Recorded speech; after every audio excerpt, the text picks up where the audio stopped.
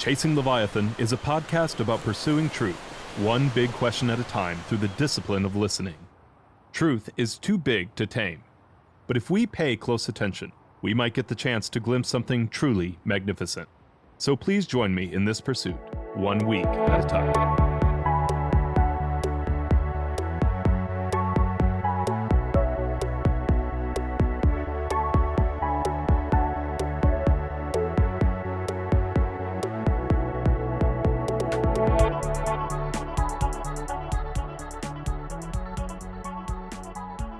Hello and welcome to Chasing Leviathan. I'm your host PJ Weary, and I'm here today with Dr. Tiger Roholt, professor at the College of Humanities and Social Sciences at Montclair State University.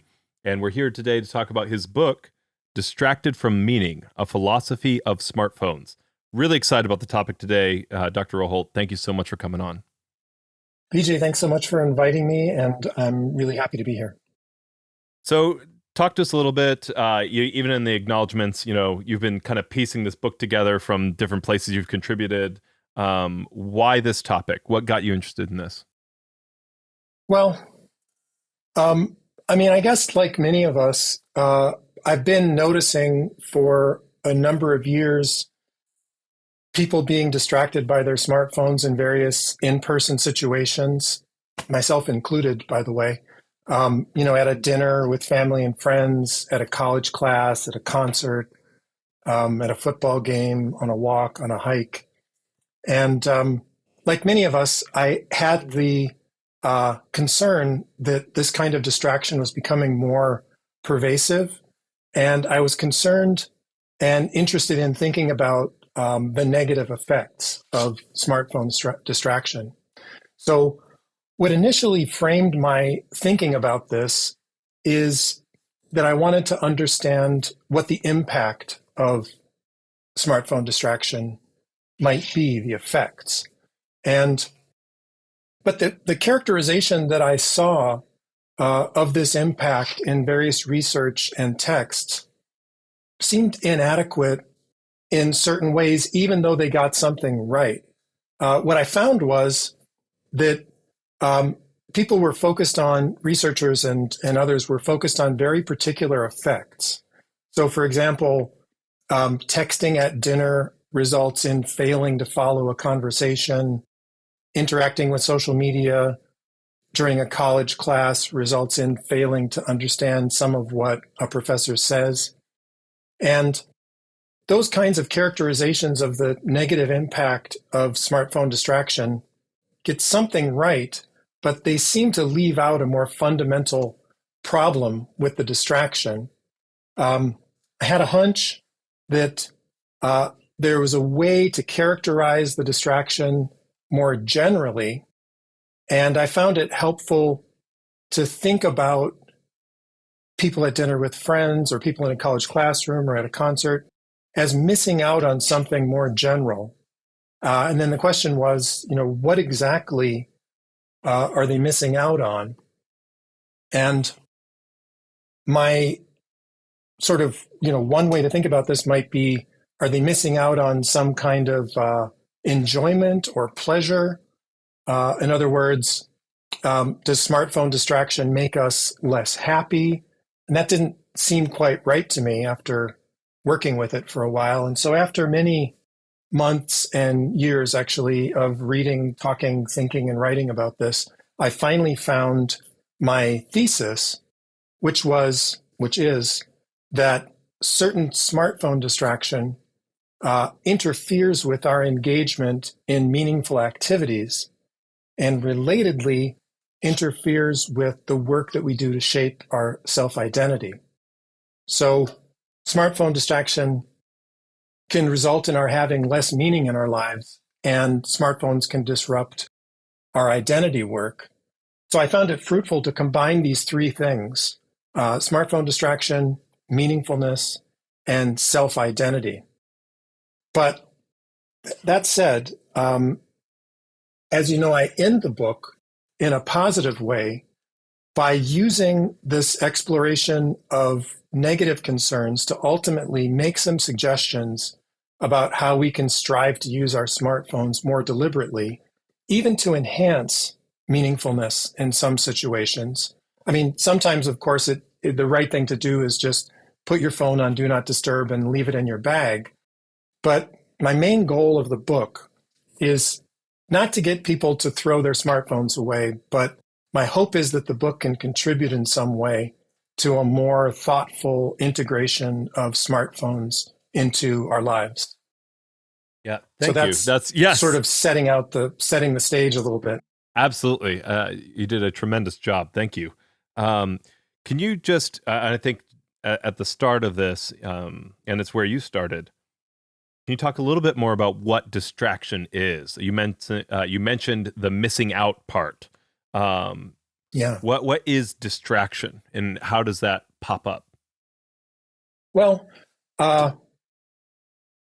maybe it's helpful to think about it this way, that often when we are multitasking with our smartphones in one of these in-person situations, like at dinner with family and friends, or at a concert or in a college classroom, we think that we're actually doing two things at the same time. But actually what we're doing I can already see where this is going. Yeah, sorry. I know. So we think we're doing two things at the same time, but actually we're switching back and forth between two activities, texting with a friend on the one hand, and on the other hand, following a conversation at dinner. And sometimes these two different tasks are somewhat complementary, and sometimes they're very uncomplimentary.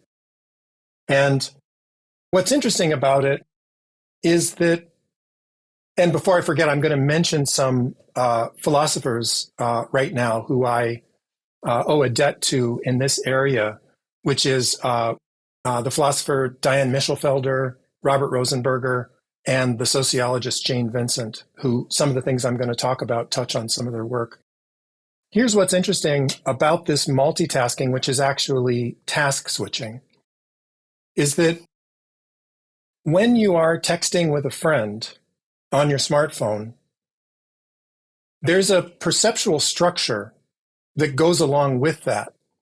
And that perceptual structure involves, in the simplest way, the content that your friend is texting is in the foreground, and in the background are your, environmental conditions. I mean, if you're at a lecture and you're texting with a friend, in the foreground is the friend and what you and the friend are talking about. In the background is, whispers behind you, the lecturer talking, the heads moving in front of you of people sitting in front of you. That stuff's all in the background.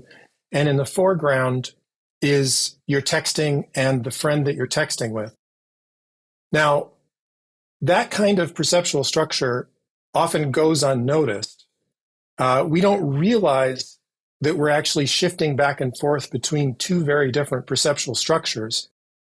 And what's even worse is that we text so often in so many different situations that we rehearse that perceptual structure that's particular to the phone so many times of the day in so many different places that it's very ingrained. It's difficult to control. It's kind of sticky. And so switching back between these two perceptual structures where the phone structure is so ingrained, we don't notice we're doing this. And what often happens is that we lose time. We don't do it as quickly as we think we do it. So sometimes you notice if you're around somebody who's using their smartphone, sometimes you'll notice that they lose a couple of seconds, or sometimes they're gone for a little bit longer than they thought they were. And so this is the explanation for that. So the big point is about this perceptual structure business and the stickiness of it is that this task switching that we're doing in these situations is slower than we think it is. It drags because of these ingrained perceptual structures. And so that creates the conditions for distraction, because if you're somewhere like a lecture or a dinner or a concert, and there's something in person that you are trying to pay attention to, when you start task switching, you're dealing with these alternate, inverted, in some cases, perceptual structures. And it's just quite difficult to keep both things going at the same time. And sometimes, I mean, we'll talk about later that sometimes even just the fact of checking out sometimes to check into your smartphone destroys a kind of evolving, developing experience of the main situation. That's sort of the way that I set up thinking about distraction with a smartphone, is that there's this moving back and forth, and that just necessarily results in a kind of distraction. So let me just make sure I'm on the right track. I think I understand what you're talking about. So distraction, one way to define it would be unnoticed temporal or unnoticed time loss or temporal loss because of perceptual structure switching. Yeah, I mean, one thing that's interesting to think about is that it's sort of the way that you define distraction, the way that you define what's problematic about certain kinds of distraction depends upon what you're distracted from. Different kinds of situations require different kinds of engagement, and meaningful activities require a dedicated, close kind of engagement. And so being pulled away on your phone, even just for a short time, can have a devastating effect on keeping up with a meaningful activity that you're engaged with. And I think boredom comes up in, as I'm looking through here. And one of the things that's really interesting is we use boredom equivocally. There's boredom because something is just not interesting, right? So if there's a conversation happening at the table and it is a story you've heard before, and the person's not a good storyteller and it's a long story and it is not an interesting one. Yeah, I mean, that's just boring. But there's also the feeling, it's a similar feeling, and I think it does a similar thing in our brains, which is why we sometimes call it boredom. But when something is hard, when something takes a lot of attention, right? So some things cannot be explained in 30 seconds. Some things take 20 minutes, and you won't understand it unless you pay attention the whole 20 minutes, the whole 60 minutes. And that feeling, that kind of like itching in your brain where like that's hard work, in the same way that it'd be hard work to listen to someone talk about, like, I don't know, their great aunt's garden that didn't win any prizes or anything, It's like you look at that and you're like, I'm not losing anything. But then you look at, it's a similar sensation and we're working similar muscles. I think, if that's am I tracking with you there? It's like, is there something to that, like kind of like the way that different activities get folded in and we lose meaningful ones and meaningless ones, if that makes sense? Right. Well, what's particularly tricky about meaningful activities is that they require a kind of dedicated, continuous engagement in order to unlock what's interesting and valuable about them. So it's sometimes the case, for example, that a meaningful activity will have various different kinds of valuable elements. And some of those elements will be easy to detect, and some of them will be elements that only emerge through the relations of other elements. Here's an example of something like this. In stand-up comedy, there's a phenomenon or a sort of a technique or sort of a feature of stand-up comedy called callbacks, where a comic in an early part of their set will say something funny or tell a joke or tell a funny story. And then later on, it could be 20 minutes later, they say something different that's funny or tell a different joke, and it resonates with that earlier joke in a way that constitutes what they call a callback. And so that's a relational property of the stand-up comedy. And so, I'm saying that stand-up comedy can be a potentially meaningful activity.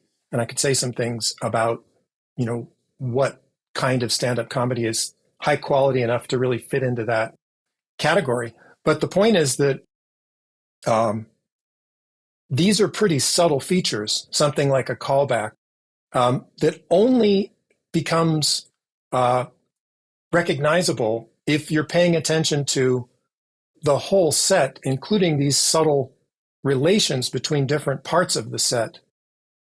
So like what you're saying about boredom, I mean, someone could be a little bit bored by some story in the comedy set, about halfway through. And if they check out at the wrong time, they might not hear the second joke at all and then not get the callback. Or they might check out immediately after they hear the second joke and then not have the time to recognize this resonance between these two different jokes. So I'm interested in talking about meaningful activities. I'm interested in these very subtle features of meaningful activities, and some of them are relational. And so, that's one reason why such dedicated engagement is required in order to unlock the meaning in these activities. So to go back to my example, even as you say relational, I realized, so we're talking like, your grandma's talking about her great aunt, and you've heard the story before, so you already know what's coming. And so on the one hand, there are features there that you're like, I'm not going to get anything from this. But what you're talking about with the relational side of it is if I pull out my phone, there is a relational cost of my grandma. Even if the story itself is boring, the attentiveness is, depending on how you want to spend time with your grandma and that relationship, like that costs something, right? You are signaling to her that she's not worth your time. Of course, some might say that maybe she should be a little bit more self-aware, but that is all part of that interplay, and that itself is meaningful. That interplay is that kind of one of those more like, because I obviously am thinking about the story, but there's that relational interplay. Is that one of those subtle things that you're talking about?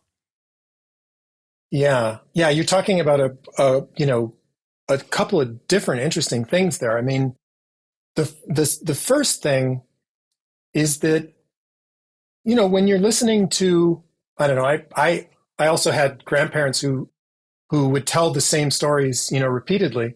And sometimes what's interesting about that is that they know that these stories are going to become meaningful to you at a point in your life where you have certain experiences that you haven't had yet. Mm. And so it's possible, if you have really wise grandparents, that you'll hear a story once and you'll be about to hear it again and it will be boring.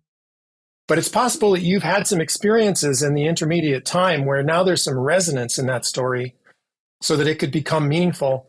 I'm kind of fascinated with that. I mean, so that's the first thing. Well, if you don't mind, sure. I mean, we've all, I think, experienced that with books, right? Like there's a book that we read too young, right? And then all of a sudden you read it the second time, you're like, oh, that was me. That wasn't the book. That was me. Sorry. I just think we all understand exactly. that. Yeah. And then the other point that you're making is about interaction between people and the interesting way that smartphones signal socially disengagement. When you reach for your phone, that signals to the people around you that you're disengaging. And that sometimes implies a lack of interest or some other kinds of negative attitudes. And that can, but even forget that, even just the disengagement, even though it's clear that when someone, especially when you think about these perceptual structures that I was talking about, when you start looking at your phone, take your phone out and start texting, you disappear from this in-person context, and the person sitting across from you recognizes that. And so it has a negative effect on the conversation and your relationship. I mean, one of the things that I talk about near the end of the book is also that in order to shape our self-identities, we do things in the world and we do things in social contexts. And we need social contexts in order to take these actions that help us to shape our self-identities. For example, if someone is working to shape the self-identity of a drummer, that person needs to be engaging with other musicians, needs to be listened to by audience members. When that person talks about rhythms during their day with someone, they need to be heard. There are all sorts of actions that someone takes. Someone's not a drummer just by deciding I'm a drummer. They have to do a lot of things in order to shape that identity. And so the big point is about what you're saying for me is that we need functioning social environments in order to shape our self-identities. And here I'm drawing from philosophers like Martin Heidegger and Hubert Dreyfus and William Blattner about this idea of, I'm also drawing broadly on the existential tradition of creating yourself, that happens through what you do. And so,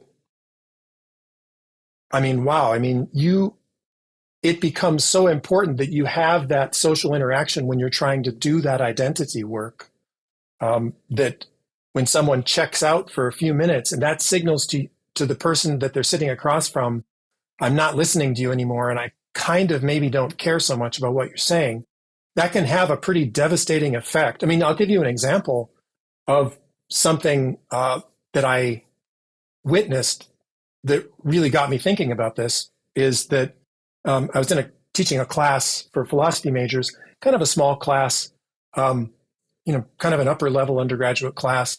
And one really thoughtful philosophy major started making a really complex point, raised her hand, started making a really complex point, and started to really walk through this observation and this claim about a text that we were reading. And when she was about 30 seconds into making this really complex point, the student sitting right next to her took out his phone and started doing something that looked like maybe scrolling social media. And so I had a whole sequence of thoughts, flash in front of my mind. And then in subsequent weeks, repeatedly flash through my mind. My first thought was, I'm not doing my job well as a professor in sort of setting this learning environment so that, I need to come up with some technology restrictions or something in my class so this doesn't happen because this is bad for student learning, all that. That was my first thought. My second thought was something like, the student who took out his phone was being impolite, and that's too bad. And then my third thought, which took, frankly, months, was that this person who was trying to develop this complex point was doing what Heidegger calls taking a stand on her being. She was trying to give some shape to her self-identity. She was developing the intellectual dimension of her self-identity, and she needs this social environment in order to do that. And when someone in that social environment, or it's different for different, this is complicated because it depends on how many people do you need to do that work, how sensitive are you to people not paying attention to you. It's complicated, and I go through this in the book, but that person sitting next to her, she noticed the person sitting next to her taking out his phone, and that sort of undermined the social environment where she was trying to create an aspect of her self-identity. So I really worry about the integrity of the social fabric where meaningful activities are happening, and through those meaningful activities, people are creating their self-identities. And that's a bunch of stuff that's happening that we don't really think about. Actually, I remember I wish I had seen this before I wrote the book, but I didn't. But Jack White, who's the White Stripes, Jack Familiar, White. yes. Yeah. There was an interview he did where he talked about his problems with audiences using smartphones. And he's one of these musicians who has the audiences put their phones in a Ziploc that locks and they can't access it till they leave the venue, all that kind of stuff. He's pretty serious about it. But he had a really interesting way of talking about this, which is similar. He said that he doesn't like to write a set list in advance. He likes to interact with the audience in a way that helps him to determine which song should come next. He shapes his set based on the way audiences react to the music he's playing. And, I assume what the energy is like in the room and all that kind of stuff. And his claim is that he needs that dedicated engagement from the audience. My words, not his, but he needs that kind of dedicated engagement in order to create his show the way he wants it to go. So that's another interesting example of the kind of the importance of the social fabric of engagement in not only constituting a meaningful activity, but also in creating the space where individuals can shape their self-identities. I love that you used Jack White as an example. I don't think I saw that particular interview, but I've heard him talk about this kind of stuff before. And what's really interesting, even as you talk about self-identity, is when he talks about that, like, I don't remember the exact word you used, like that dedicated attention, that for him, he normally talks about it as struggle, or he uses like metaphors for conflict, that he is fighting himself and fighting the music, which is very much, especially as you listen to his music, it's very much the work of his self-identity, right? Like that's like that's the way he conceives of it. And for him, and for like, as you were talking through all of this, feedback is very important, right? It's that there's proper feedback. And the reason, and I think sometimes because of the way our culture functions, we struggle with this. A lot of my own philosophical work like classwork. I mean, but I did a lot of reading in Gadamer and Ricoeur, and Gadamer was taking from Jean-Baptiste Vico. And I return to this over and over again, especially I homeschool my kids, so it keeps me honest. But Vico's critique of Descartes, one of the first critiques of like Cartesian philosophy, was this doesn't work with kids, right? And this idea of like pulling things apart, it's like you have to teach them and you have to give them cues.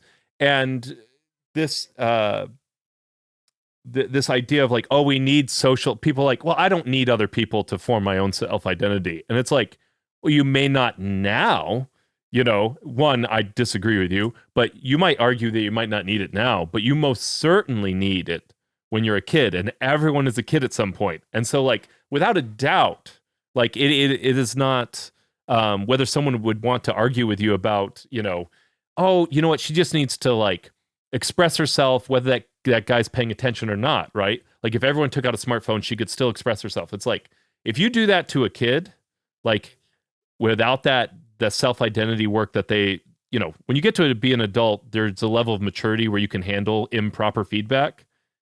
Kids don't have that, right? That's interesting. Yeah. Yeah. So, I mean, like, I'm just saying it's like kind of I think your argument holds even in that situation in the classroom, right? But I mean, as like kind of like if anyone were to contest it, it's like it becomes very clear, and the pedagogical studies are very clear that like we have to have that proper feedback at a young age. And I mean, this is to my shame, but I think a lot of parents in recent times have experienced this. I have had my kid come up and move the phone as I am looking at it to get me to talk to them, right? Yeah, This that's is interesting. a common thing, right? Because they're like, I'm not getting what I need. And I'm like, oh, that's my bad as a parent, right? Well, most of the time. Sometimes I'm like, you have enough. But but most of the time they're right. So I don't know if that's that just felt like a little addendum on there that I think is useful to think about. Yeah.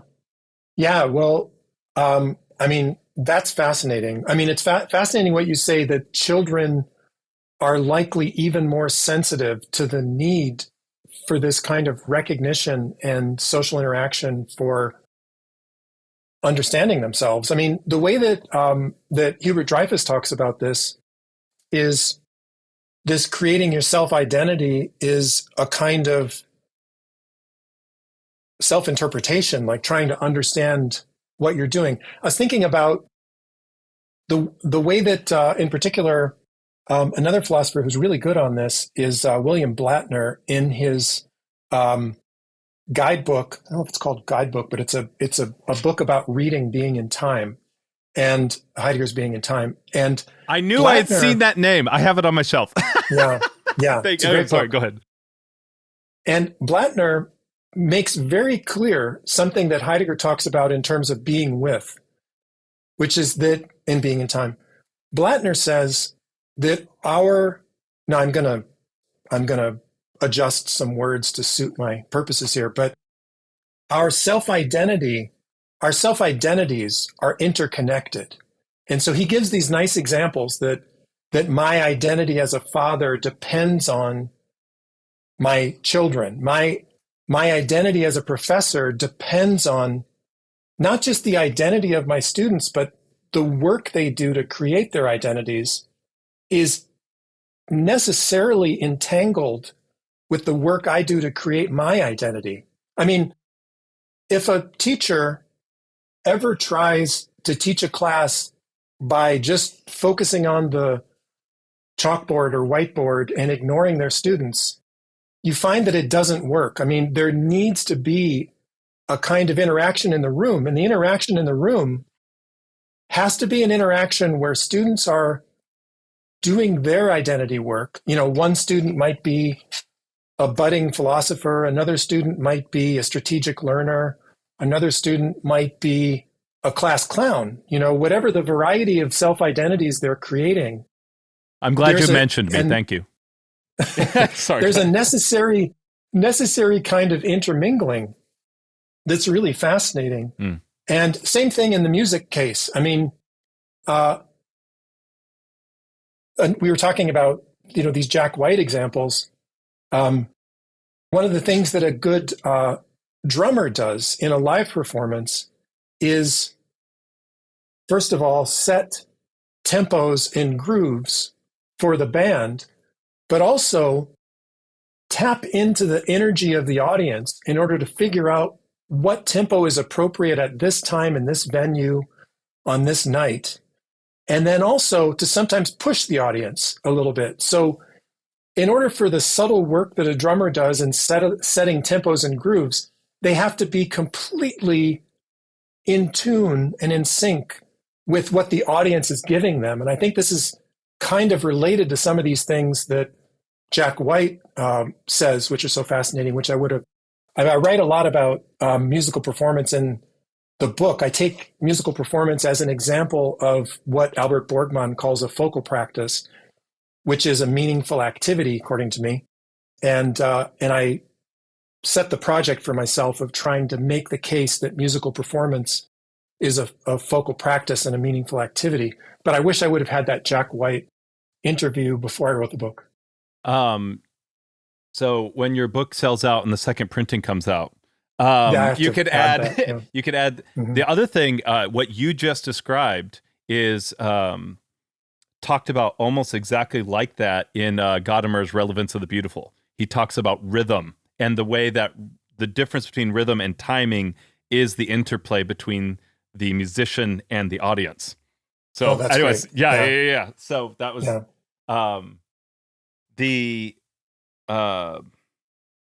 even as you were talking there, and we're talking about the professor who does not engage with the students, right? Who just stands up there and lectures. um, that is still it's a different set of demands, but it's still a demand on the students. And it seems like there is like almost like a continuum or spectrum of a more authoritative stance and a more dialogic stance, if that makes sense. Oh, that's interesting. Yeah, yeah, absolutely. And that's like, I mean, even to use Jack White, I know he's also famous for he left in the middle of a set because the audience wasn't giving him what he wanted. And that would definitely be a more authoritative stance, right? Yeah, like you're great. like, you are not following me, and that does not count. Yeah, it's like you can't do that. But then we see this like with teaching styles, like that's again a question of the power dynamic and the self-identity work. What does it mean to be a professor when the professor is more authoritative and it's just like, no, we'll take questions at the end, or I will call on you, instead of like something where it's more like the Socratic method, for instance, which is very like but in both cases there is self-identity work. I remember I had Dr. Lewis Gordon on, and he talked about he starts off his classes as saying, I am not a teacher, I am just a more advanced student. And that's a very different stance from hey, I am Dr. So-and-so, this is my class, 50% of you are going to fail. Like that's like yeah. Okay, well, yeah, I mean, I really love that that approach that you say about I'm a student too. I mean, when I teach, my favorite thing to do when I teach is to start all over again with the text that we're working on, and to really think about them freshly with the students. And sometimes I discover by doing that I learn new things that I didn't know before, just by going through this all over again with this group of people. So I really love this discussion-based interaction approach to teaching. But even for the kind of a teacher who is a lecturer and somewhat authoritarian, that person still needs the students to pay attention, to write papers, to come to office hours. Right. They still need the students to do the identity work that they're doing to be students in order for the teacher to do the identity. Yeah. Yes. Yeah. It's just different. Yeah. Right. And that's and these are all intersubjective, like these social context, exactly what you're talking about. And I think this is a great point. Like to transition, because I got really excited about what you're talking about, and obviously I've done some similar work, so I can talk about this all day. But I don't want to miss talking about the interplay between focal things and focal practices and identity work, because that's obviously a major chunk of this, of your work here. I was just thinking the same thing. Okay, let me set the stage. What we need to know is what makes something meaningful, what makes an activity meaningful. Because, as I said, the main claim that I'm trying to explore is the idea that smartphones can interfere with the engagement in meaningful activities, and so result in less meaning in your life if you're not careful with the kind of smartphone work you do in in-person activities that are potentially meaningful. So the question is, what makes something meaningful? And the simplest way to talk about it is through the work of Susan Wolf, who has this view of meaning in life. And what Susan Wolf says is that an activity is meaningful if, and here are two necessary conditions, the subject is fulfilled by it. So in other words, if you're passionate about something, that's satisfying one necessary condition for something to be meaningful. If you're passionate about it, you're gripped by it. That's what she calls the subjective condition. And then the other one is that in order for an activity to be meaningful, it must be, what she says at first, is objectively valuable. But, so those are the two necessary conditions, subjective fulfillment and objective value. But she says about this second condition, objective value, she acknowledges that she doesn't have an account of objective value, and no one should expect her to, because it's a difficult thing to do. But then she realizes that, I think she realizes, this is my interpretation, that really a very strict account of objective value would really miss the mark of the kind of category that we're talking about. And so what she ends up saying is that really what she's looking for is a way of determining whether an activity is valuable independent of the subject's attitudes. So what she's saying is, in order for an activity to be meaningful, it must be valuable in some way in addition to your passion for it. And so she's looking for some notion of value in addition to a person's passion. And if you have those two things, if you're passionate about an activity, and if that activity is valuable in some way independent of your passion, then that's a potentially meaningful, well, that is a meaningful activity. And now, what I bring in Albert Borgmann's discussion of focal things and practices as a way of trying to say more about that objective condition, which after she sort of lightens it, as I just described, she just refers to it as, is this activity worthwhile? So that's what we're trying to figure out. In addition to, are you passionate about it? Is it worthwhile? And I bring in this notion of focal things and practices in order to try to say something about what it would mean for an activity to be worthwhile. And so should I say a little bit about that, about how that might work? Okay, so Albert Borgmann has this idea that there are certain kinds of practices that are focal practices. And here are some examples. There's a really wide range of things that are fascinating. Running, hiking, these are all focal practices. Playing music, a dinner with family and friends, which he calls the culture of the table. Carpentry, gardening, a whole wide range of things that he thinks are focal practices. And he doesn't use the word meaning, but he uses a lot of terms that are, I claim, close enough to being synonymous so that we can say that focal practices are meaningful. Now, remember what we're trying to do is figure out how can we establish that these focal practices are worthwhile in the sense that satisfies Susan Wolf's condition. And Borgmann says that focal practices preserve or safeguard focal things. And so he pairs up this interesting set of practices and things. So he says, for example, that a dinner with the family or friends, which he calls the culture of the table, that's a focal practice, safeguards the meal. The meal is the focal thing. Musical performance, a focal practice, according to me, not Borgmann, musical performance, a focal practice, safeguards musical instruments, a focal thing. Borgmann does say that musical instruments are focal things. So when we take these together, what is a focal thing and what is a focal practice? Here's a quick point that I can make in order to say why this discussion of focal practices and focal things helps us to understand why an activity can be meaningful. A focal thing, like a musical instrument, connects a context and it anchors the focal practice of musical performance. And so, what would that look like? It's like a guitar connects a guitarist to music. The guitar connects the guitarist to other musicians. The guitar connects the guitarist to audience members.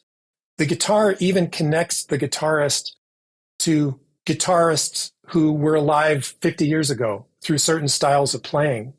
So one of my points is that this connecting work, it's almost like these focal things, like a guitar, or also like, I'll just leave the guitar to keep it straightforward. It's almost like they have tentacles that reach out and connect the context, or in Borgmann's terms, which are very Heideggerian, gather a world, that these focal things gather a world. It's almost like they have tentacles that reach out to connect up that context. And I think that my point here is that connecting of a context establishes that that focal practice is worthwhile. It establishes these connections that make it worthwhile, that make it valuable, in addition to merely being something that you're passionate about. And that's enough for us to say that a focal practice like musical performance, or a focal practice like a dinner with friends, or a focal practice like a certain kind of stand-up comedy is worthwhile. It's meaningful in addition to just one's passion for it. And that's enough to fill out, I think, Susan Wolf's theory of meaning in life. And then the big point about smartphones here is that being engaged in a focal practice and focal thing has very high demands of attention, dedicated experiences that develop and evolve. This is where I bring in John Dewey in the book. And smartphone distraction is no longer a mere distraction from some end or task, but now it's distraction from engagement with all of those things that are involved in that focal practice. And once you get distracted from, like I was talking about the callback, once you get in stand-up comedy, once you get distracted from these subtle features, then you're much less likely to be passionate about an activity because you're not engaged. You're not unlocking all of the potentially meaningful, valuable things of a focal practice. Is it okay if I put it, for me, I'm, and I hope it's not too grand of an approach, but to put it in almost Heideggerian terms, you're embedding these things in the focal thing is embedding the focal practice in context. In this case, in history, and this is where a lot of Heidegger's work on art and like the temple reveals the world. Basically, that you are embedding being in time and thereby giving it meaning. And so, when you shorten the focal practice, when you shorten the focal time, it's not just that you are losing this meaningful activity, it's that you are shrinking your world. Yeah, I think that's interesting. And yeah, this idea of a focal practice, think about an example like a Thanksgiving dinner. And all of the traditions and all of the activities that go along with a Thanksgiving dinner, that's a focal practice. People bring mashed potatoes, somebody else brings wine, you help cook, you sit down at the table, maybe people say some things about what they're thankful for. There's conversation in dinner. After dinner, maybe people play football, maybe they watch football, maybe they don't have anything to do with football at all, but there's more conversation after dinner. And those are all traditions and activities that preserve a certain kind of contextual meaning. And yeah, those are the kind of concrete details I like to think about when trying to understand what is it that makes that focal practice worthwhile, in addition to just being passionate about it. I mean, some people love Thanksgiving dinner for all this stuff, and that's not enough to make it meaningful. But if it's worthwhile because it draws in all of these traditions and all of these recurring activities that add value to it, it's just like the music case. And you think about something like stand-up comedy, where if the stand-up comedy is really good, it results in you and your friends not just sharing laughter, but also talking about later the things that the comedian made you think about society or about your own place in the world. And so, yeah, similarly, I'm interested in practices and connections.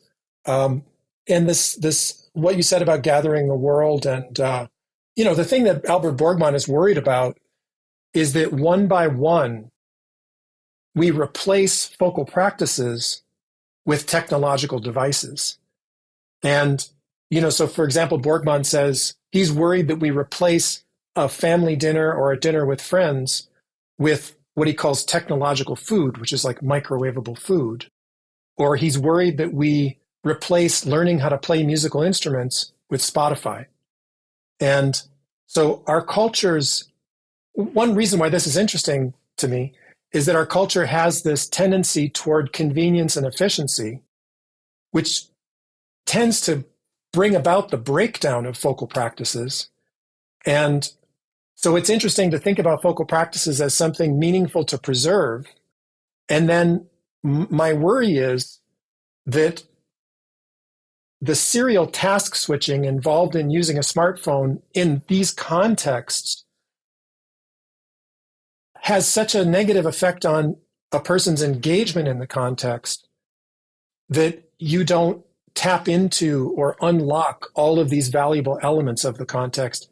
And so then it can't become meaningful for you. I think it's tied, and that's obviously why I'm going to ask it. Do you think the length of the narratives we engage in is part of this question? You know, even as you talk about Thanksgiving to Thanksgiving to Thanksgiving, and then you talk about listening for long, you know, obviously that's what I try to do here, like listening to like this idea that a beginning, a middle, and an end. I spent some time on TikTok and I was stunned by how much it changed my brain. Like I can't even, it was so, I felt more distracted. I got earworms for music, but because of the way that TikTok works, I don't know how familiar you are with it. I'm very familiar with smartphones, but I've sort of steered clear somewhat of TikTok. Good for you. But I encounter it a lot through my partner.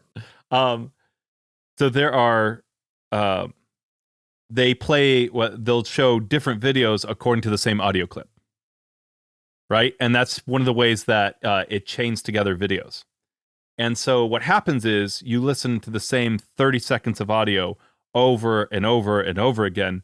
And what I found myself doing is instead of like hearing a song in my head, one, I heard music in my head more often, and it was whatever was most popular on TikTok. And I only heard that 20 to 30 seconds of whatever that clip was. I did not hear the whole song. It was just that repeating over and over again. And it just, I literally could feel it shaping my brain. I don't have neurological studies for that. I'm sure that people are working on that, but that it feels like the length of the narrative, and by that I mean just the beginning, the middle, and the end. Like you can have like a conversation like that. Feels like it's part of this discussion. When you talk about engagement, maybe the structure of engagement, is that the right way to think about that? Yep. Right. Yeah. Yeah. This is why I talk about John Dewey in the book, which is what I bring up his concept of what he calls an experience. And I adjust it a little bit and I call it a developed experience. This is a way that scholars sometimes refer to this concept of an experience. But what you're saying, I think, is exactly right. And what I try to do with Dewey is to try to say more about what engagement in a meaningful activity really amounts to.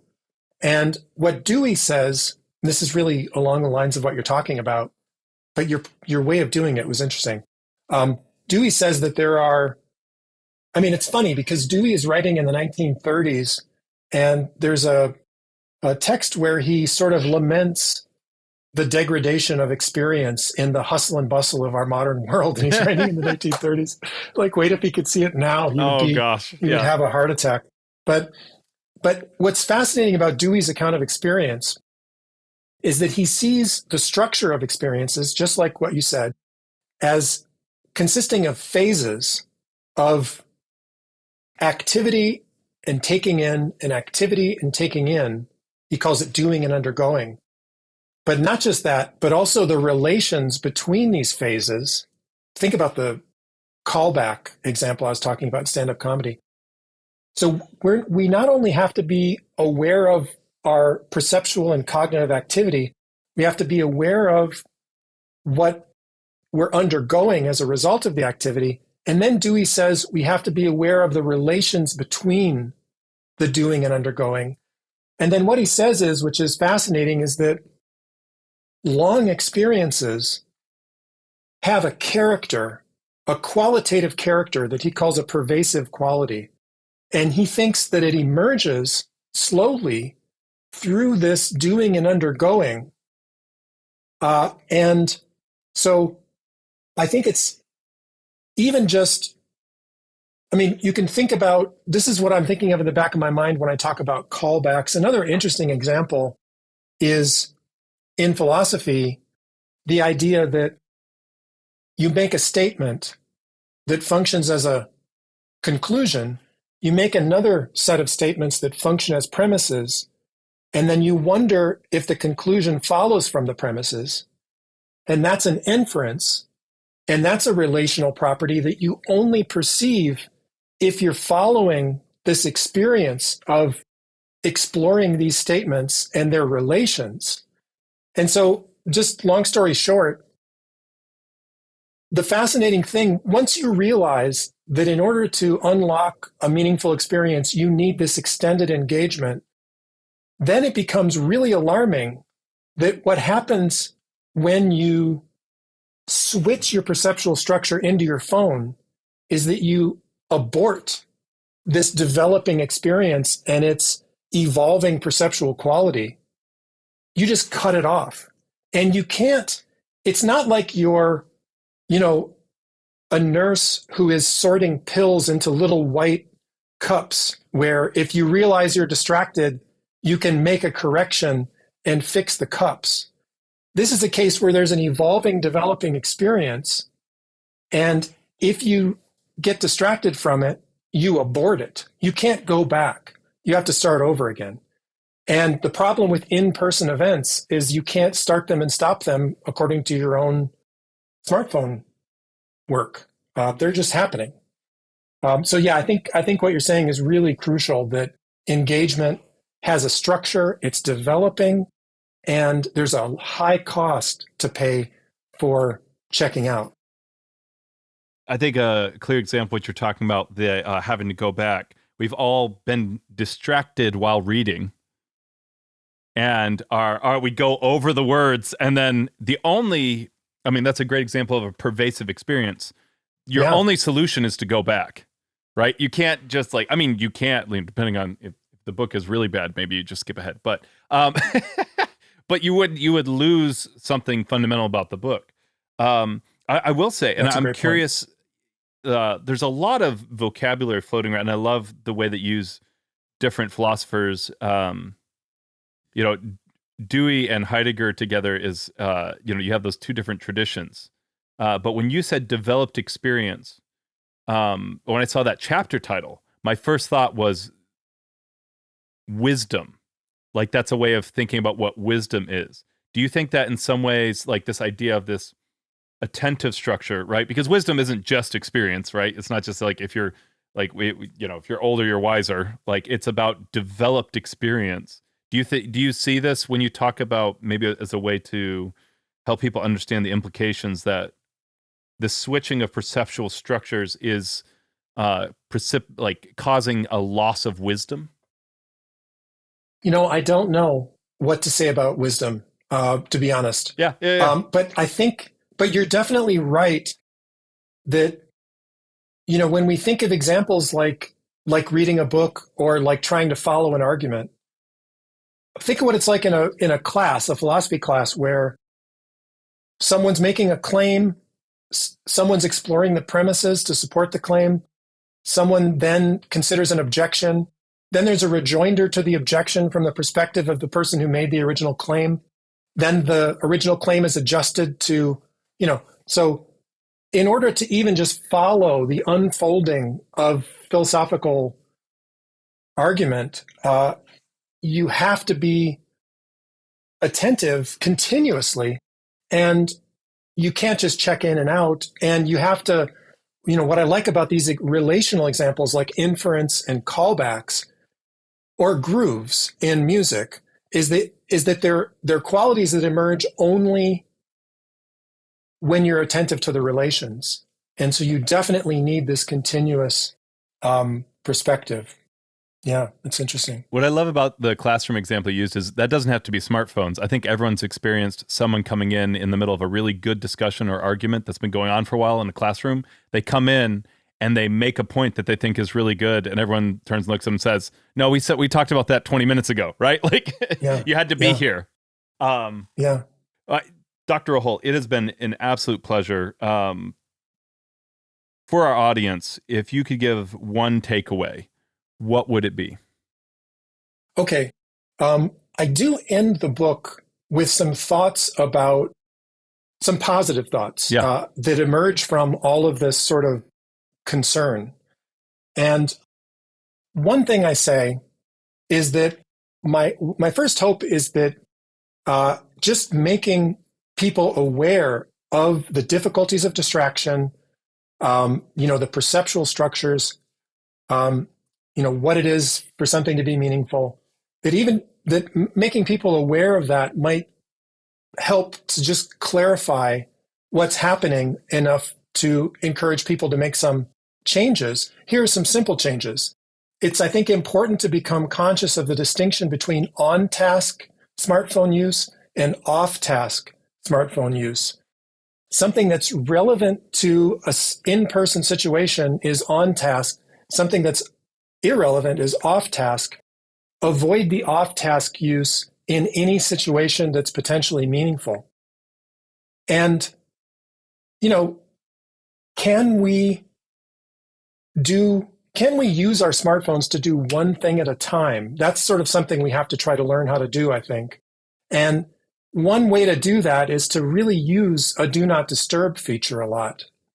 That sort of one of the points I make toward the end then also is that maybe it's possible for us to get some sort of control over our perceptual structures and our reflexes to, go back and forth in our multitasking. And if we can get a little bit of control, maybe there is a way to use our smartphones even to enhance some in-person meaningful activities. And I explore this at the end of the book in conjunction with this concept that Albert Borgmann has. He calls it technological instruments. I call it technological paraphernalia. And he has these examples of something like running shoes being a technological item that supports the focal practice of running, and something like a dishwasher supports the focal practice of a family dinner. Can we figure out how to use phones as technological paraphernalia to support and foster engagement in in-person meaningful activities? And I think it is possible, and I give some examples of how we might learn to do that. I am someone who is quite positive about my phone, but I'm sort of trying to figure out how best to integrate it into my life too. Yeah. Oh, yeah. I think it's definitely an open question. It makes I have to say thank you. It makes me feel a lot better to hear you say that, and you wrote this book on it. Because that's part of why I wrote the book. Constantly try to figure that out. Again, Dr. Roholt, thank you, and it's been a real pleasure having you on. Thanks, PJ. I really appreciate it.